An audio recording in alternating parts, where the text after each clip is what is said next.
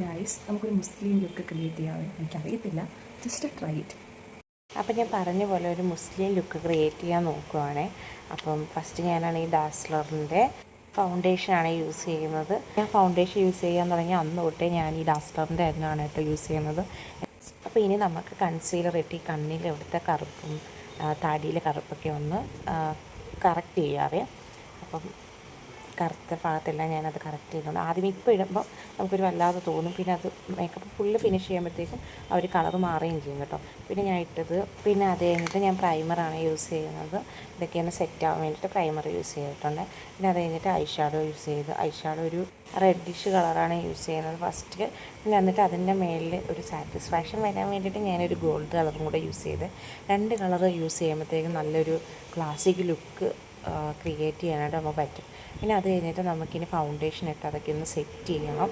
Foundation അല്ല കേട്ടോ പറഞ്ഞപ്പോൾ തെറ്റിപ്പോയതാണ്. ഇത് നമ്മുടെ സെറ്റിങ്സ് പൗഡറാണ്. അപ്പോൾ സെറ്റിങ്സ് പൗഡർ യൂസ് ചെയ്തിട്ട് ഫുള്ളൊന്ന് ഫിനിഷ് ചെയ്ത് കൊടുക്കുന്നുണ്ട്.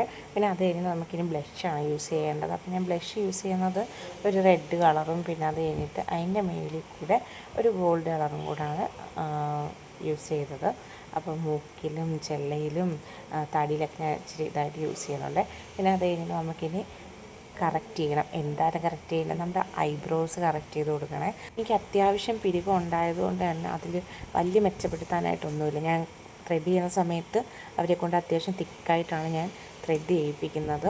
ഇനി നമുക്ക് നമ്മുടെ കൺപോളകൾ കറുപ്പിച്ചൊന്നെടുക്കാം കേട്ടോ. എനിക്കാണെങ്കിൽ ഇത് മാത്രം ഒട്ടും വശമല്ലാത്തൊരു പരിപാടിയാണ്. ഒന്നെങ്കിൽ കണ്ണിലും അവിടെ ഇവിടെയൊക്കെ പറ്റും, അല്ലെങ്കിൽ അതിട്ട് എല്ലായിടത്തും ശരിയാവത്തുമില്ല കേട്ടോ. ഇനിയാണ് നമ്മുടെ ടാസ്ക്.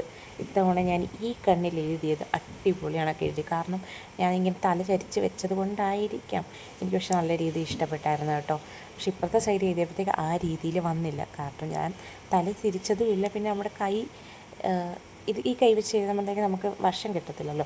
അപ്പോൾ അതത്ര വൃത്തിയായിട്ട് വന്നില്ല. പിന്നെ ഞാൻ കണ്ണിൻ്റെ അടിയിൽ എൻ്റെ സാഹസികമായിട്ട് ഞാൻ ഈ ഐലൈനർ വെച്ചൊന്ന് യൂസ് ചെയ്തു. കണ്ണിൻ്റെ അകത്ത് മൊത്തമായി കണ്ണൊക്കെ നല്ലപോലെ നീറാനായിട്ട് തുടങ്ങിയായിരുന്നു കേട്ടോ. പിന്നെ അത് കഴിഞ്ഞിട്ട് ലിപ്സ്റ്റിക്ക് ഞാൻ ഓൾറെഡി ഇട്ടിട്ടുണ്ടായിരുന്നു പുറത്ത് പോയപ്പം. പിന്നെ ഞാൻ ചെറുതായിട്ട് അതിൻ്റെ മേലിലൊന്ന് ലിപ്സ്റ്റിക്ക് ഇട്ട് കൊടുത്ത്.